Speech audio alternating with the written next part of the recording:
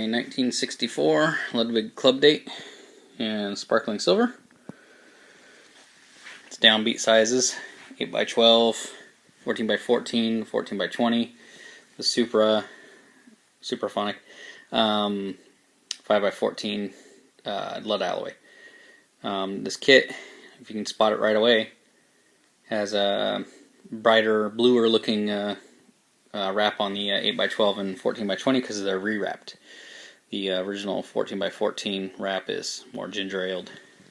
That was because when I was in high school, teenager, I decided that I needed modular hardware on this because the original consolette, which is actually right there, was a little stripped and wasn't working and holding up so well.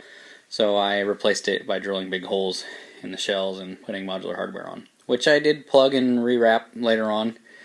And so, yeah, it's not original, but it wasn't original as soon as I put a drill to it when I was a kid. So, it's, pretty close to being back to where it was originally. I need to still switch back to the clipper mounts on the legs here. I had big Gibraltar mounts on the side there, and now I got the Clubdate spurs there again.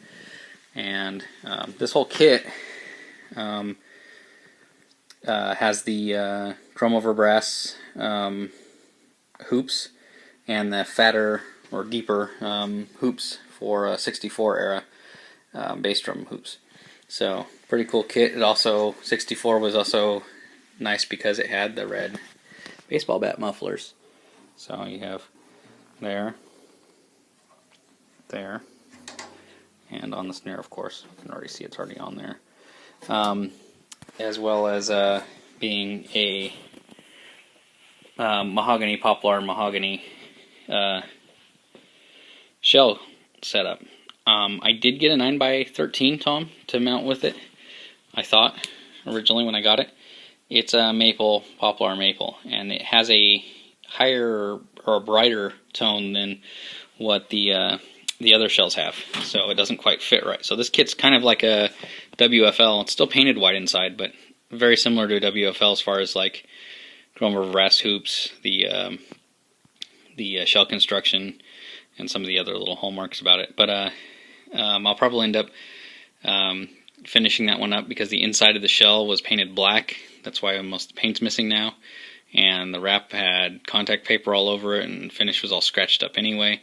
So I was doing a Novus job on it, and probably ended up putting it back together. It's got nickel lug casings on it too. So, but this kit, when I got it, I scored it for $40 for my high school and some work.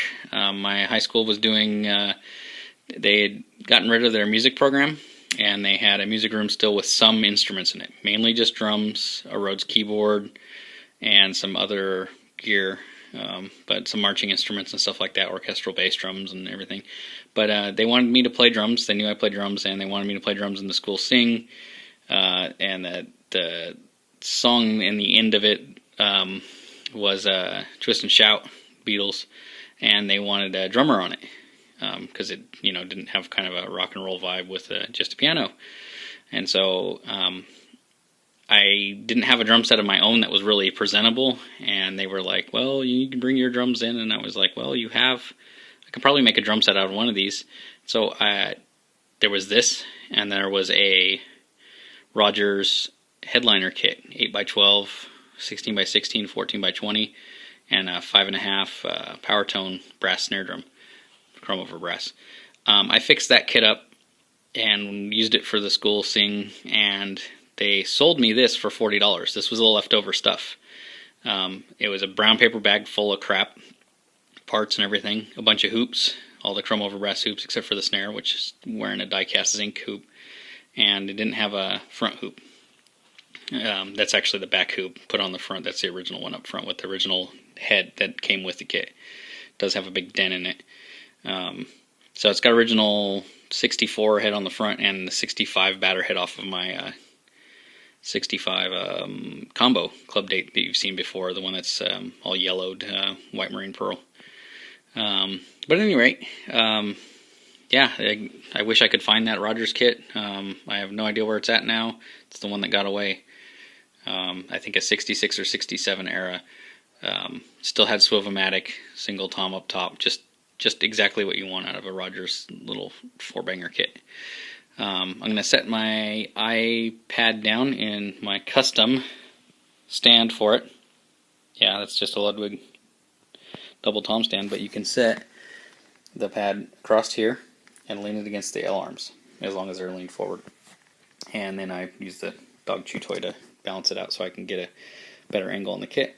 But yeah, don't buy crazy mounts for your mobile devices. Just use drum stuff as long as it doesn't screw it up too much. So I'm going to set that there. See the drum kit. I'm going to play it. You don't have to look at my face.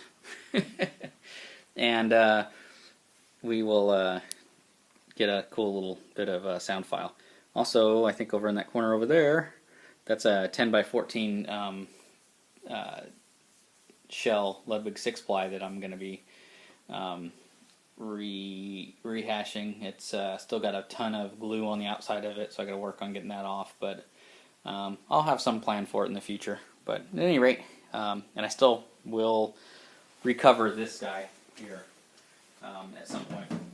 But we'll figure it out. I got external, just the felt strip on the front, and an external muffle on here. The bass drum doesn't sound that great. Very old heads. I mean, they're 50-year-old heads. So, but here's the kick drum. I also did get the Speed King with this shell kit too.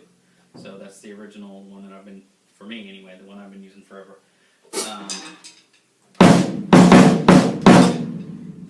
Snare drum with the mute.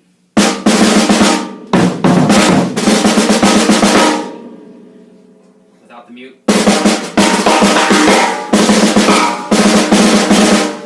8 by 12.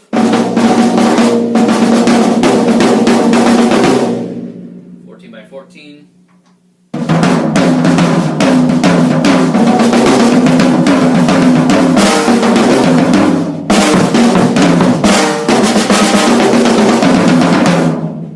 With all the mutes on.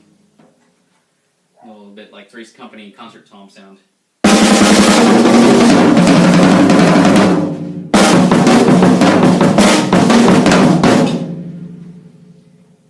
I think I tensioned this up too much, the baseball bat muffler. It wants to go just up to the head and stop. When I play, it pulls down or it goes up, so I think I gotta go in there and loosen up that spring. It's making it return to a certain position, so the tom does deaden out sometimes when I'm playing it. That's what it is. It's not the shell mount. That's actually held really well. So just play around on the kit, see what you think. And my Paiste 2002 is on the kit.